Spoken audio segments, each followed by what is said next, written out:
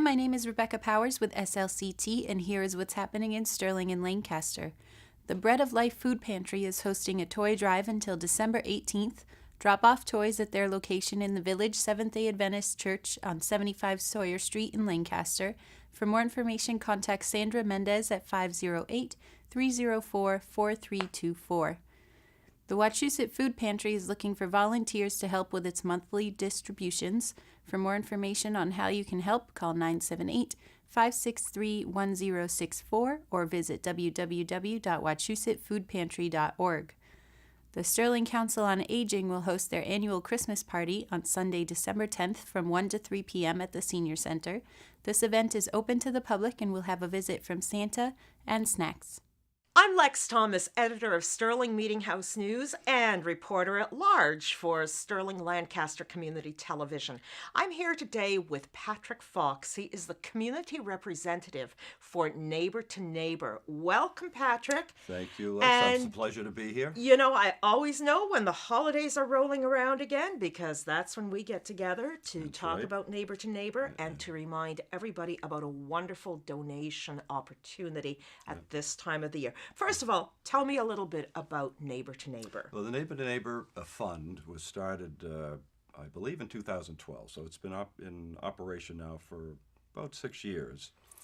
It was started by two Sterling residents at the time who had the idea that it would be good for this community to have a resource to help people in the community who were up against some difficult economic circumstances, to help them get through it and to more or less get back on their feet. So they made an initial generous donation, and since that time, citizens, residents in the town have contributed to the fund, and it has been up and operating now for 6 years, and I think it's been a good resource for the town.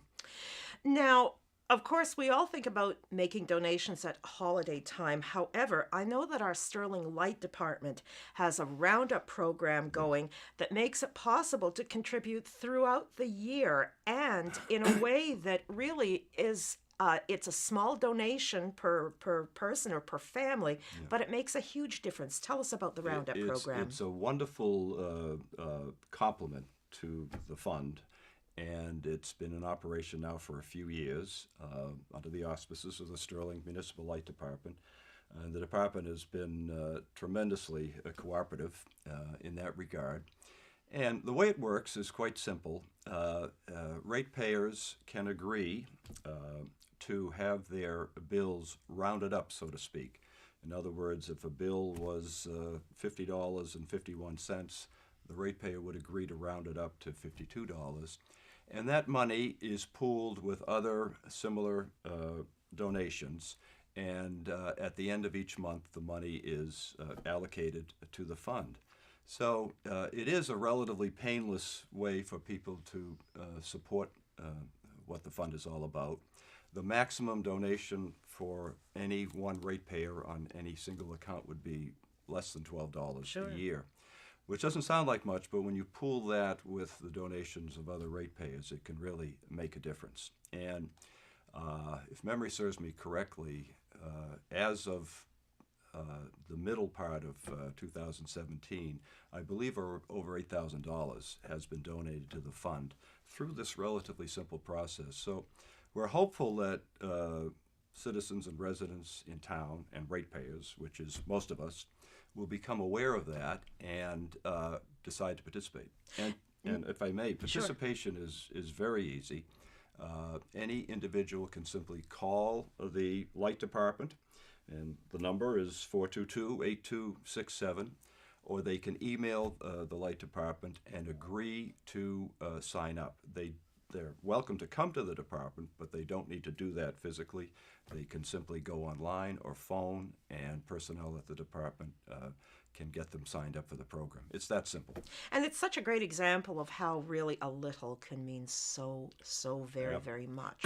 Absolutely. Absolutely. Now, as community representative, what is your job? What do you do with Neighbor to Neighbor? All right. I agreed to serve in this capacity last year. And I haven't been fired yet. So, and my role as community representative is to investigate any applications for assistance and I can explain in a minute how that process works. But if an application comes in, I will receive it and investigate the circumstances, speak to the applicant, determine what the need is, and then I pass that information on to the committee. It's a 3-person committee. And under the guidelines that we have established, that 3-person committee will evaluate the application and then make a determination whether to approve it or not. And over the years, I think since it began, there's probably been over 50 applications. And over 30, I can't give you the exact number here and now, but over 30 have been approved by the committee, and the fund has been able to help those individuals.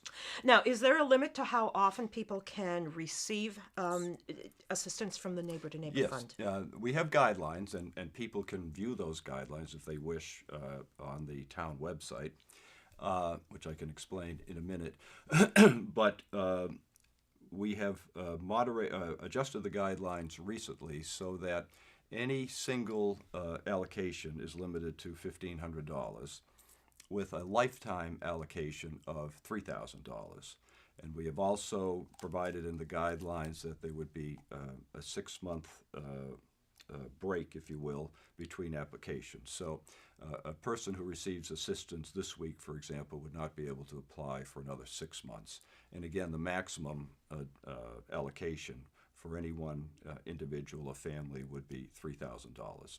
And we do that to try to preserve the funds that we have and to make them available for as many people who as may be in need. Now, how do people get involved both from the receiving end and from the donating end? Let's talk first about recipients. How does one apply? All right. If someone wishes to apply, they can either physically go to the town hall and receive an application from the Office of the Executive Assistant to the town administrator, or they can go online and check with the About. If you go on the town website, there's a section or a link for About Sterling. Right. And if a person scrolls down to local organizations, they'll see a link for the Neighbor to Neighbor Fund. And they should be able to access the application online, as well as read what the guidelines are, so they will inform themselves about whether they're likely to be eligible for assistance. So it's either a matter of doing that online or physically going to the town hall to receive an application. They file the application with a supporting letter explaining what their circumstances are and submit that to the Office of the Town Administrator. And as I think I said earlier, she will be in touch with me as community representative. I'll receive the applications and then take the process from there. Now, aside from the Roundup program, which people can become involved in, what other ways are there to donate? Any individual, a corporation or entity who wishes to make a donation can do so, again by mailing it or to the Office of the Executive Assistant or dropping it off there. I think it's even possible that donors can submit that through the drop-off box at the town hall, clearly designating it for the Neighbor to Neighbor Fund.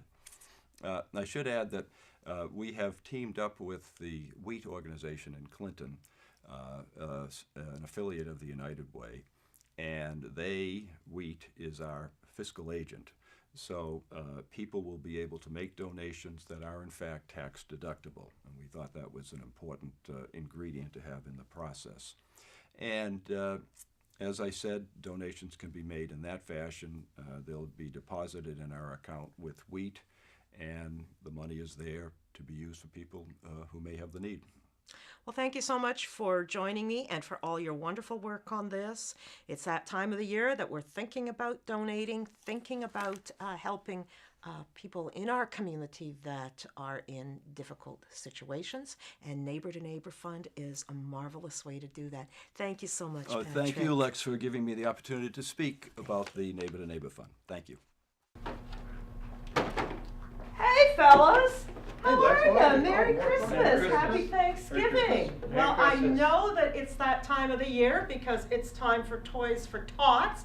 I'm here with Chief Gary Chamberlain and Detective Dave Johnson, who is the person that really heads up the Toys for Tots here, and we are looking for toy donations. So here's a few things for you to add to the kitty here. So, Dave, tell me a little bit about Toys for Tots and how this works and how Sterling Police is involved. This is our 25th year that I've been involved with Toys for Tots. We've been gathering toys at the old station, now here at the new Sterling Police Department on 135 Leominster Road, every November, December before Christmas.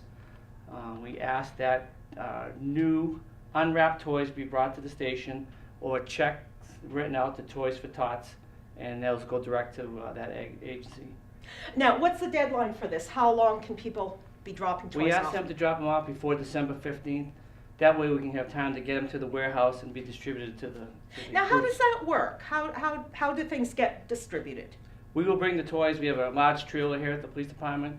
We load that up and we bring it down to the warehouse, wherever it be. It changes locations different times of the year. Right. And then who is actually the one that distributes? Do you go out distributing as well? No, the U.S. Marine Corps works with different charitable organizations, and they distribute those to children in need.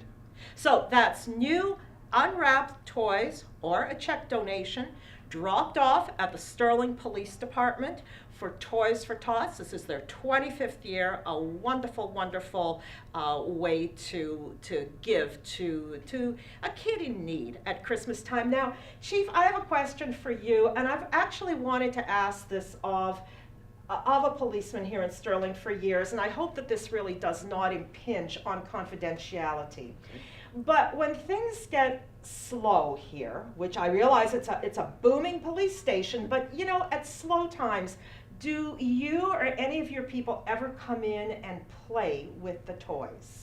I've seen some of the officers picking footballs up and tossing them around. I think Really? that's much Yeah, of it. because you know, when I found this today, I can just imagine you folks running around here pretending you're Royal Canadian Mounted Policemen. We do have an officer who's interested in forming a horse squad, so this might be. Well, this might be, I bet that, you know, I think that we could really use some tape of that. So I think that'd be terrific. Thank you so much, gentlemen, for joining me. Toys for Tots, Sterling Police Department. Make your toy donation before December 15th. A new unwrapped toy, just drop it off here at the station. The Hiram O. Taylor Post 189 American Legion will be collecting gifts for veterans in rehabilitation and care facilities.